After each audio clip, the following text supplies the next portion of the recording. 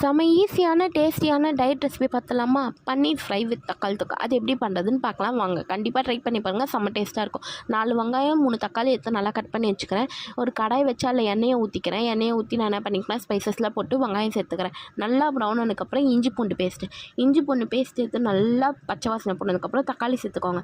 தக்காளி சேர்த்ததுக்கப்புறம் நான் என்ன பண்ண போகிறேன், மசாலா சேர்க்க போகிறேன். கொஞ்சமாக மிளகாத்தூள், அதுக்கப்புறம் கரம் மசாலா, கொஞ்சமாக வீட்டு மிளகாத்தூள், உப்பு போட்டு நல்லா மிக்ஸ் பண்ணிக்கோங்க. கொஞ்சமாக தண்ணி தெளிச்சுக்கிறேன். அப்புறமா உங்களுக்கு எவ்வளோ தண்ணி வேணுமோ அவ்வளோ தண்ணி ஊற்றி கலரி எடுத்திங்கன்னா உங்கள் தக்காளி தொக்கு ரெடி. சிம்பிளாக ஈஸியாக டேஸ்டியாக இருக்கும். அதுக்கப்புறம் நம்ம பன்னீர் ஃப்ரை எப்படி பண்ணுறதுன்னு பார்க்கலாம். நீங்கள் எப்போயுமே சிக்கன் மசாலாலாம் போட்டு எப்படி மசாலா கரைப்பீங்களோ 65க்கு அதே மாதிரி கரைச்சிக்கோங்க.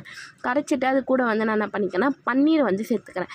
பன்னீர் சேர்த்து நல்லா மிக்ஸ் பண்ணதுக்கப்புறம் நல்லா தோசை கடாயில் வறுத்து எடுத்திங்கன்னா சிக்கனை விட டேஸ்ட்டாக இருக்குங்க, அல்டிமேட்டாக இருக்கும். அதுக்கப்புறம் நான் கூடவே சப்பாத்தி போட்டு இவ்வளோ தான் என்னோடய லன்ச் ரெடி. இதை தான் நான்